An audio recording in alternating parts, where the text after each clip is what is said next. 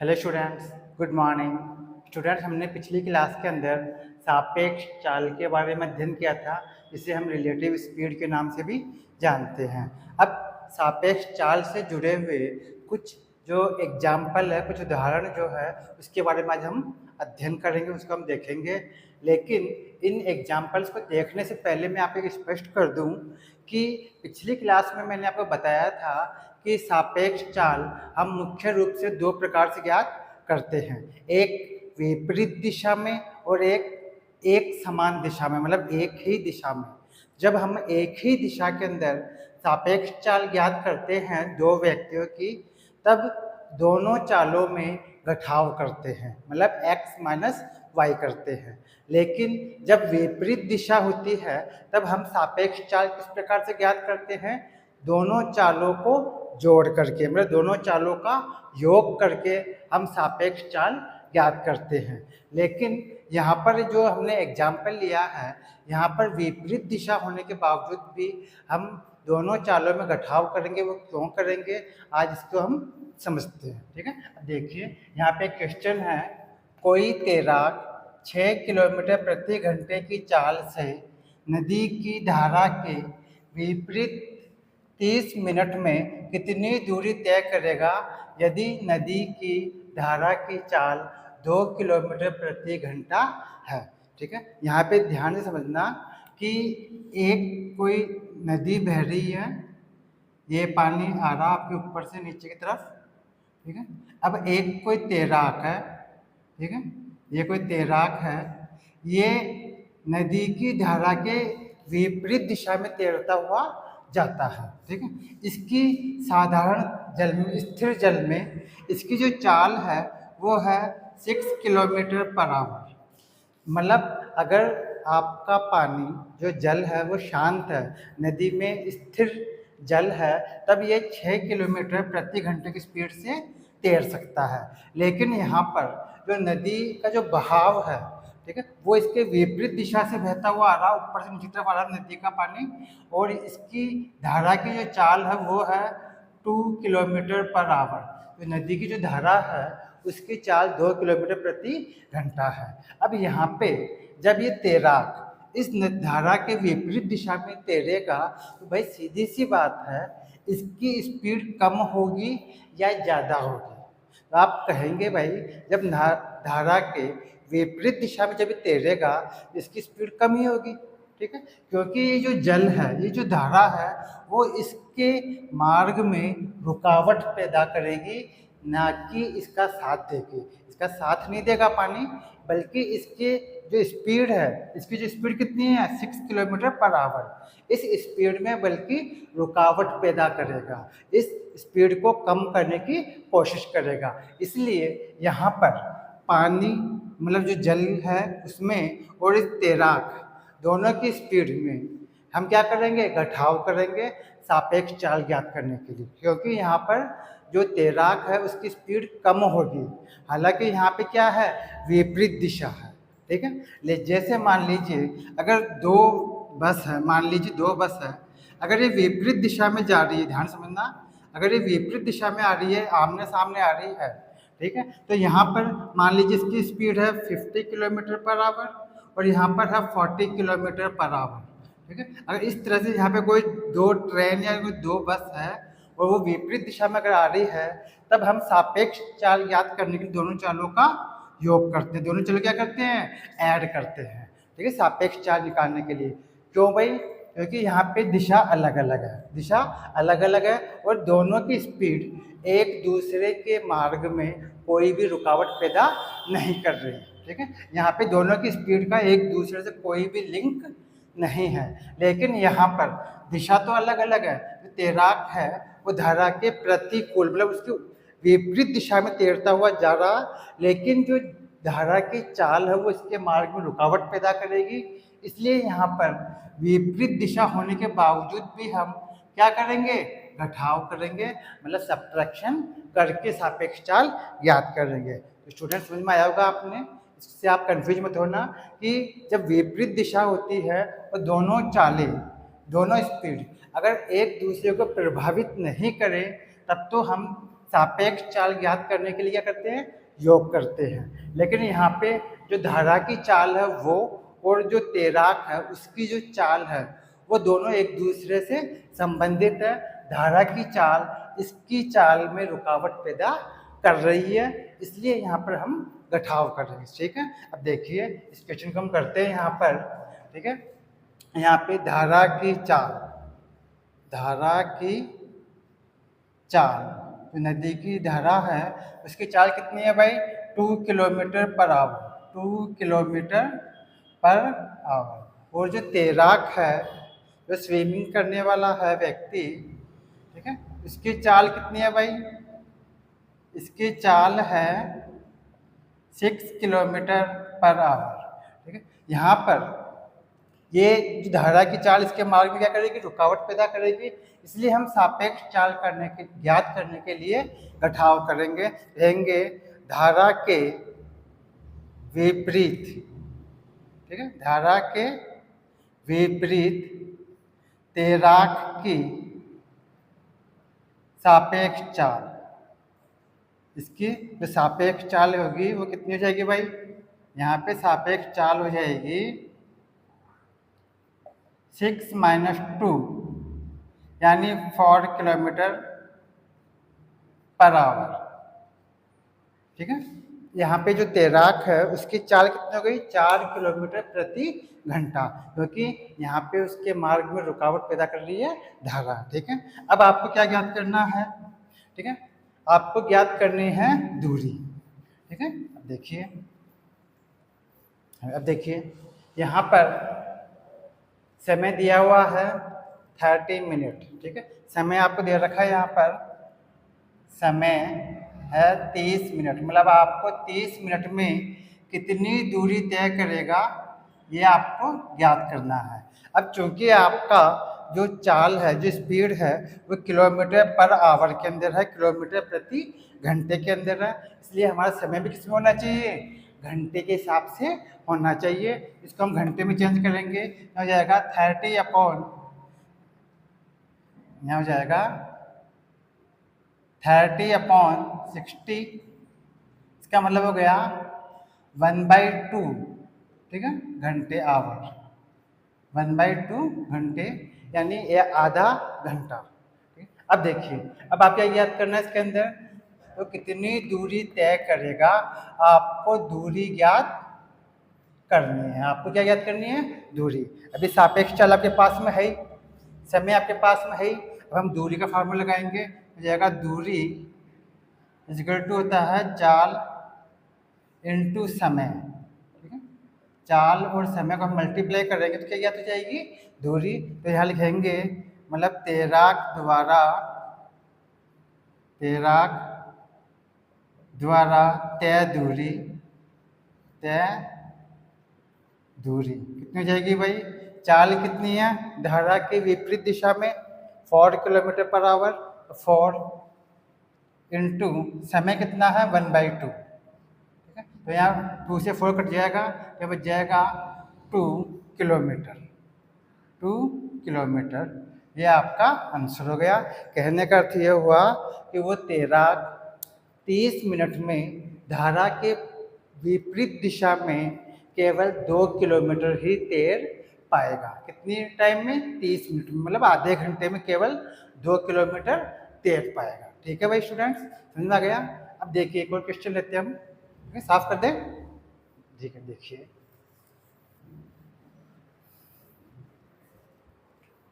अब आप देखिए, हम एक और क्वेश्चन देखते हैं।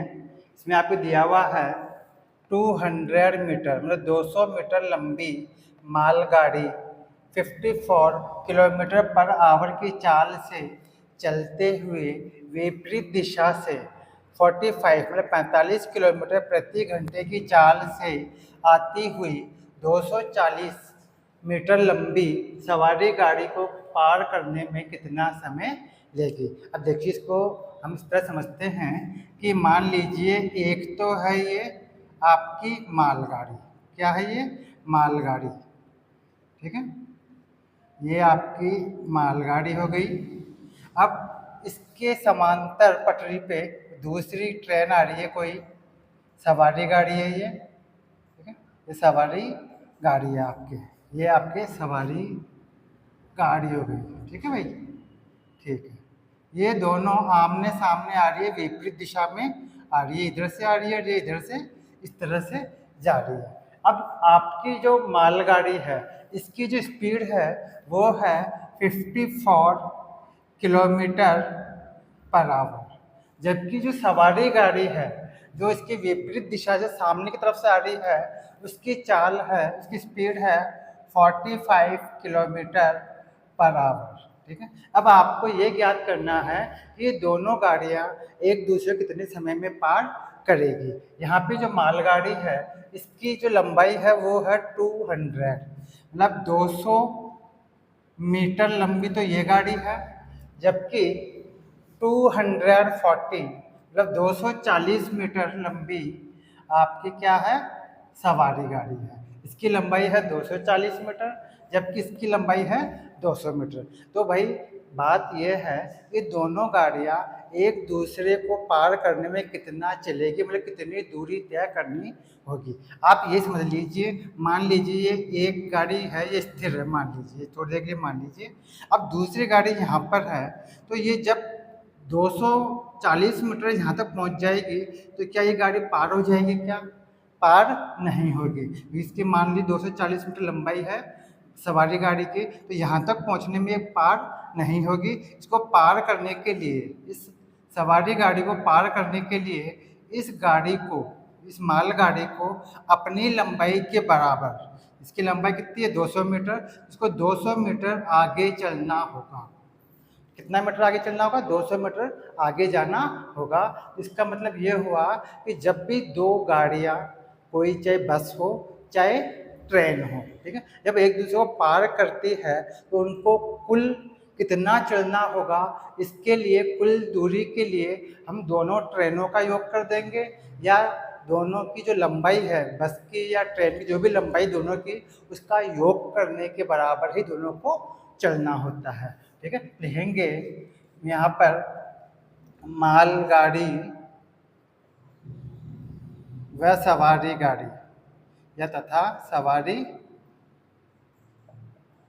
गाड़ी को, ठीक है, को एक दूसरे को पार करने में, एक दूसरे को पार करने में, पार करने में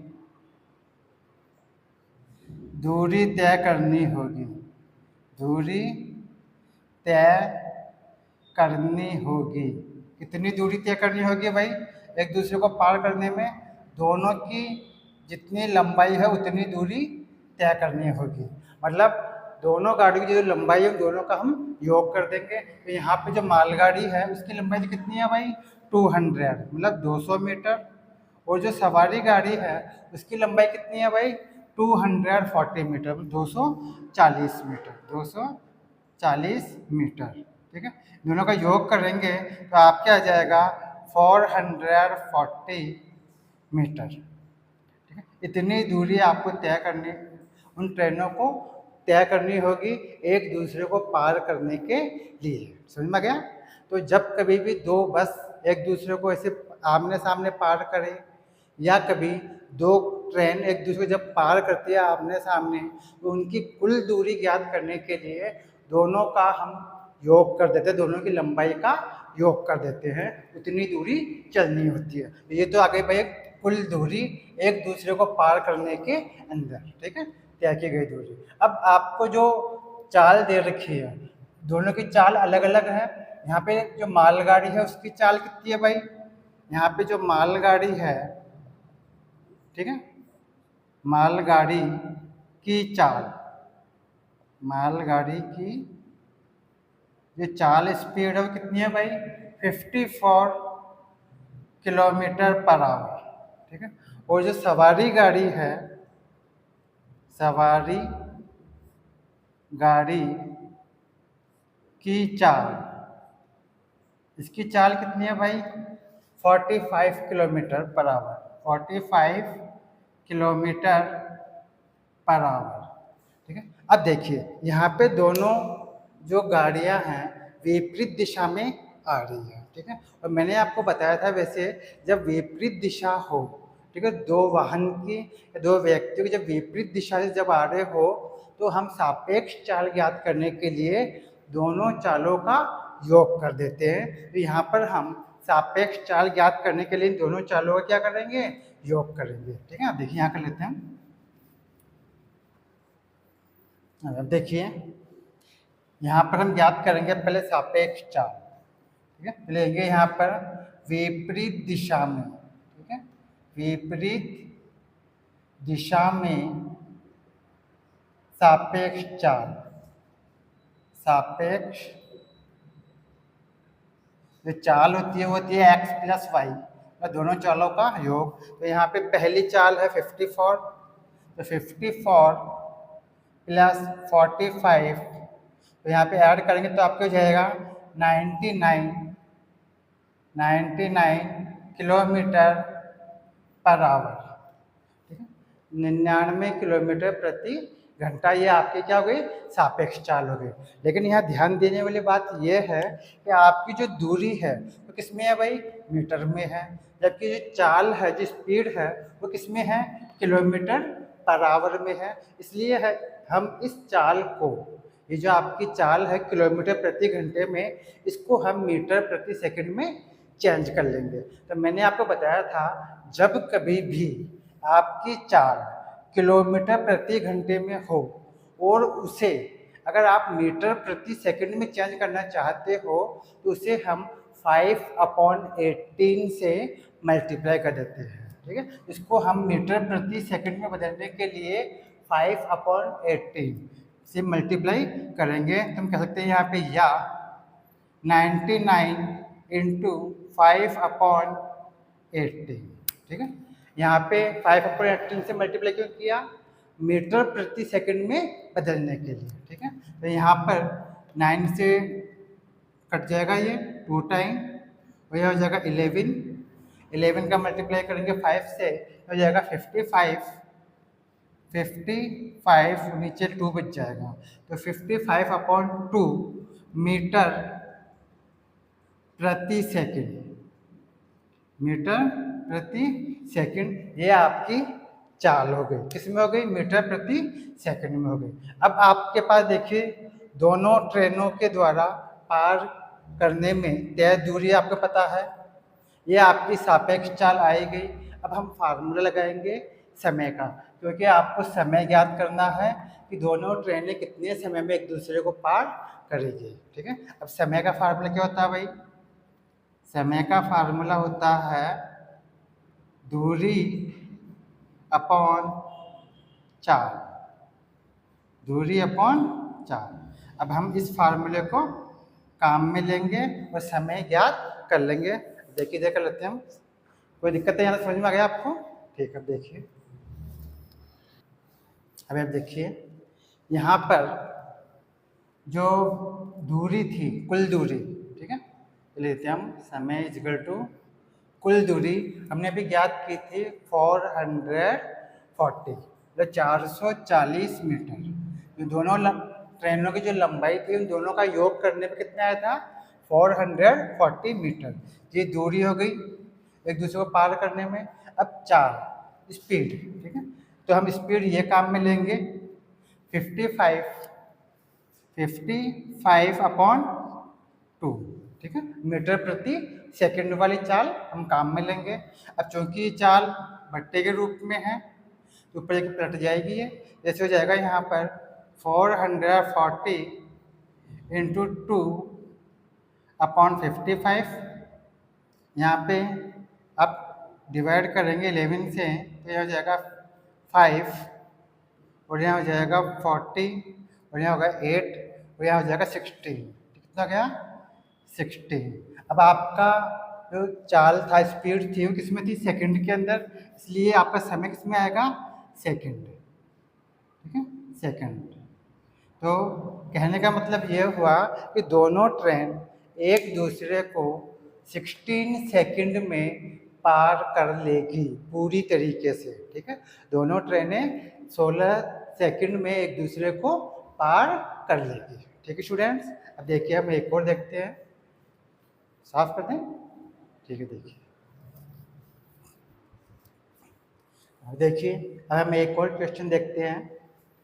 एक ट्रेन जयपुर से प्रातः 10 बजे 40 किलोमीटर प्रति घंटे की चाल से रवाना होती है, ठीक है, और दूसरी ट्रेन दोपहर 2 बजे 60 किलोमीटर प्रति घंटे की चाल से उसके पीछे रवाना होती है, तो उसके बाद में रवाना होती है 2 बजे, ठीक है, पहली ट्रेन के बाद में।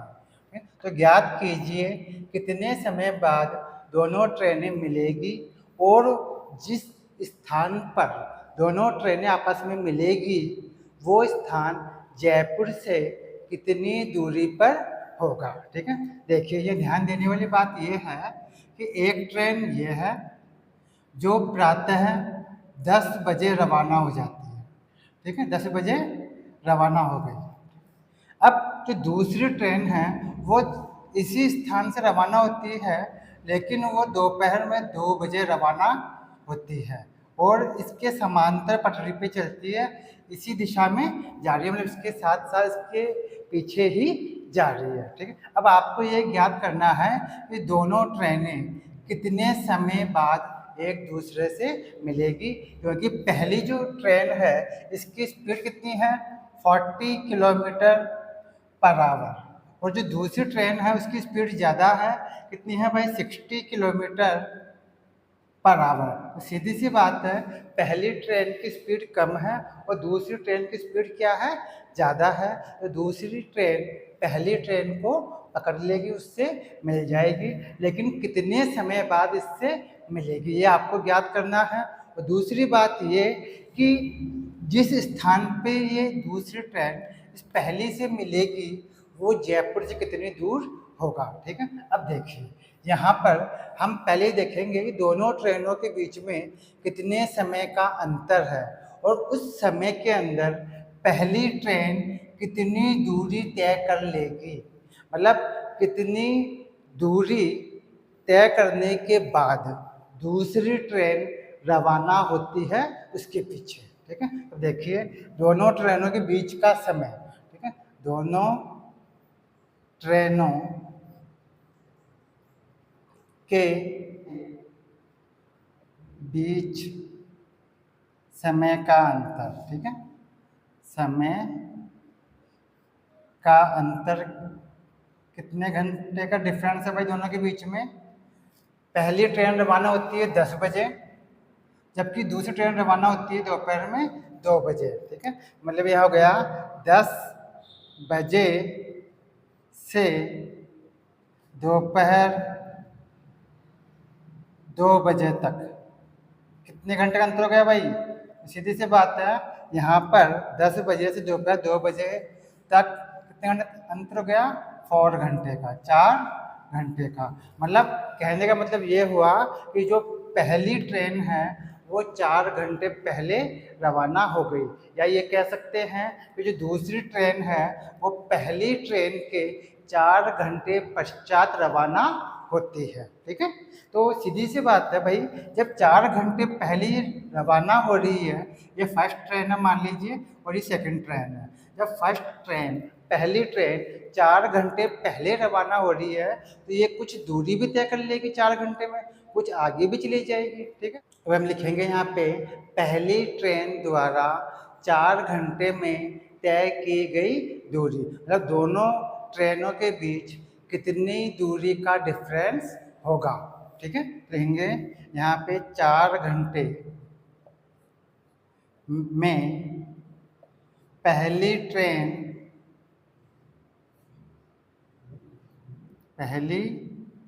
ट्रेन द्वारा तय दूरी मतलब कितनी दूरी आगे चली जाएगी जब दूसरी ट्रेन रवाना होती है तब। तो दूरी का फार्मूला क्या होता है भाई, दूरी का फार्मूला होता है चाल गुना समय। ठीक है, अब पहली जो ट्रेन है उसकी चाल कितनी, स्पीड कितनी है भाई, यहाँ पर है उसकी चाल 40 किलोमीटर पर आवर। पहली ट्रेन की जो चाल है वो कितनी है 40 किलोमीटर प्रति घंटा, और समय कितना ले रही है वो 4 घंटे।